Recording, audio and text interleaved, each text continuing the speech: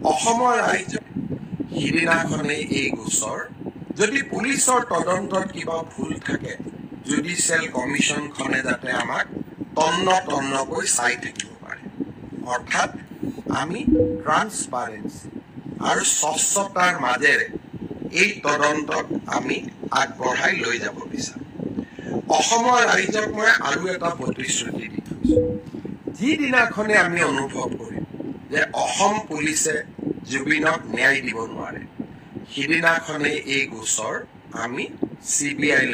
লৈকে পঠাই দিম আজি ৰাতিপুৱা মই কেন্দ্ৰীয় গৃহমন্ত্ৰী ডাঙৰীয়াক জনাইছোঁ যে প্ৰয়োজন হ'লে এই গোচৰ মই CBI লৈকে পঠাম আশা কৰোঁ মোৰ ব্যক্তিগত অনুভূতি আৰু প্ৰতিবদ্ধতা আপোনালোকে সকলোৱে বুজি পাব আৰু সকলোৱে এই জটিল সময়ত আমাক সহযোগিতা কৰিব মোৰ জননী জন্মভূমি মোৰ অসম আৰু এইখন অসমক আমি কেতিয়াও নেপাল নকৰোঁ এইখন অসম সদায় বিকাশৰ গতিৰে আগবাঢ়ি আৰু যিসকলে অসমখনক নেপাল কৰিব খুজিব